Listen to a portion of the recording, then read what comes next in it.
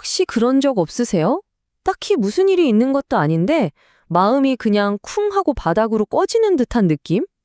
이유 모를 불안 밤에 깊은 낙심에 빠지는 거요. 아마 누구나 한 번쯤은 겪어봤을 텐데요. 오늘은 바로 그 감정의 한복판에서 어떻게 다시 희망을 붙잡을 수 있는지 그 구체적인 길을 한번 같이 걸어가 보려고 합니다. 이 이야기는요, 정말 오랫동안 신앙생활을 누구보다 열심히 해온 한 분의 솔직한 고백에서 시작돼요.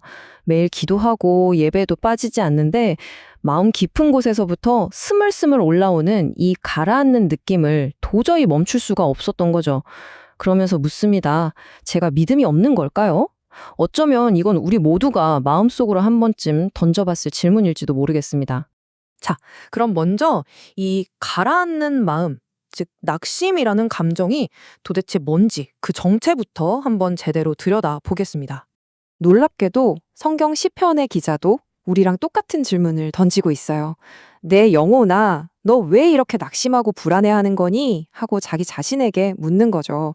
이걸 보면 낙심이라는 게 뭐 믿음이 있고 없고의 문제가 아니라 그냥 인간이라면 누구나 겪을 수 있는 아주 보편적인 경험이라는 걸 알 수 있습니다.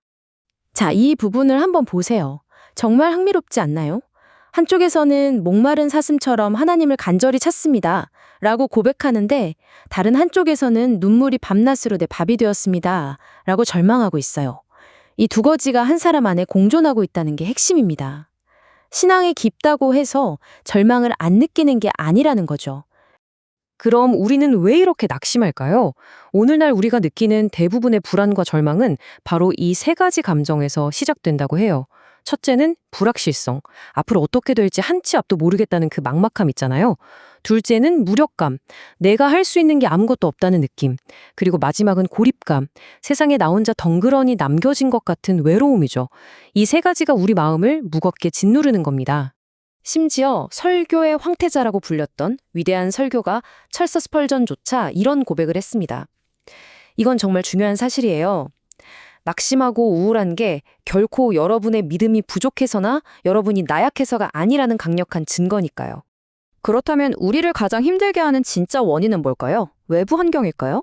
놀랍게도 그 근본적인 원인은 우리 바깥이 아니라 우리 내면에서 들려오는 목소리에 있다고 합니다. 마틴 로이드 존스 목사님이 정말 핵심을 찌르는 말을 했어요. 이게 어떻게 보면 절망에서 빠져나오는 가장 중요한 열쇠일 수 있습니다. 우리의 불행은 우리 안에서 들려오는 소리를 그냥 멍하니 듣고만 있기 때문에 시작된다는 겁니다. 바로 이거예요. 왼쪽처럼 넌 실패했어, 넌 부족해, 내 미래는 끝났어 같은 내면의 부정적인 목소리를 수동적으로 듣고만 있으면 우리는 가라앉을 수밖에 없어요. 대신 시편 기자처럼 오른쪽과 같이 행동해야 합니다. 적극적으로 내 영혼에게 말을 거는 거죠. 야, 내 영혼아, 너 왜 그렇게 풀이 주고 있어? 어찌하여 불안해하는 거냐? 정신 차리고 하나님께 소망을 두어라. 이렇게요. 이게 바로 듣는 것에서 말하는 것으로의 대전환입니다. 자, 그럼 이제 이론은 그만하고 구체적으로 뭘 해야 하는지 시편 42편이 알려주는 아주 실천적인 치유의 4단계 과정을 한번 살펴보겠습니다. 이 4단계 되게 간단해 보이지만 아주 강력합니다.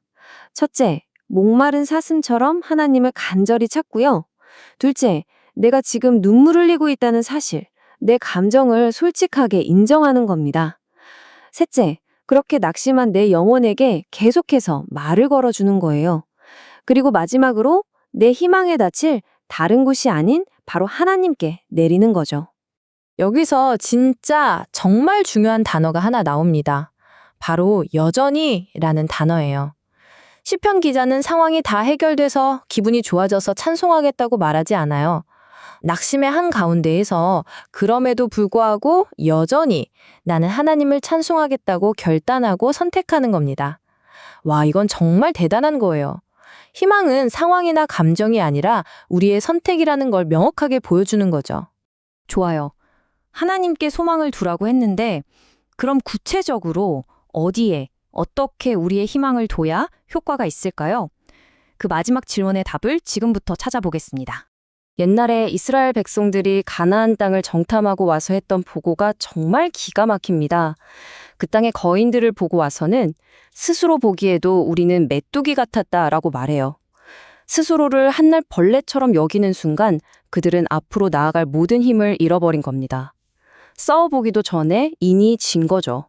이 비교표가 모든 걸 말해줍니다. 똑같은 상황을 봤는데 어디에 초점을 맞추느냐에 따라 결과가 완전히 달라졌어요. 다수는 눈앞의 거인들, 즉 문제에만 집중했습니다. 그러니까 스스로를 메뚜기라고 여겼고 결국 실패했죠.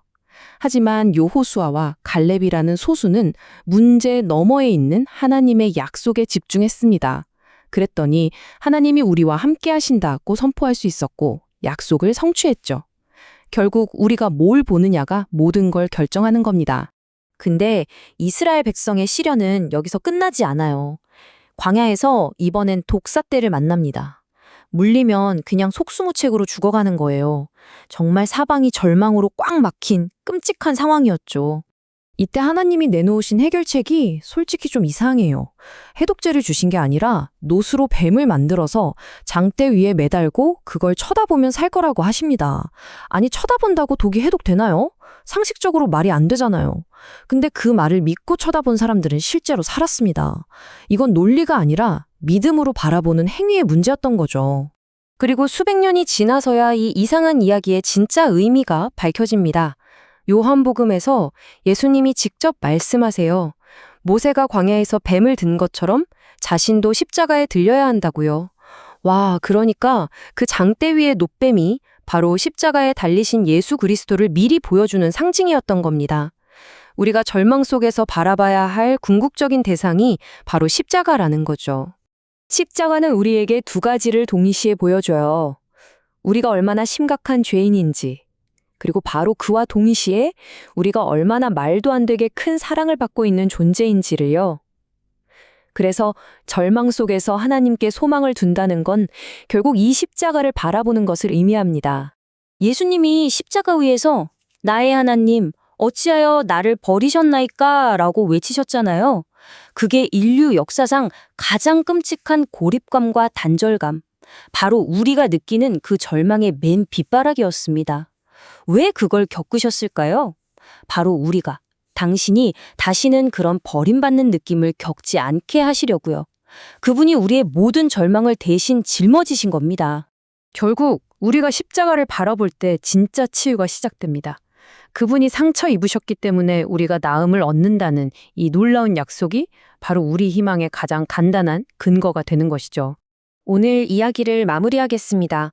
어쩌면 이 이야기가 끝나도 당신을 둘러싼 현실이나 감정은 하나도 바뀌지 않았을 수 있습니다. 눈앞의 거인은 여전히 커 보이고 독사의 고통은 생생할지 모릅니다. 하지만 이제 당신에게는 선택권이 생겼습니다. 당신은 무엇을 바라보시겠습니까?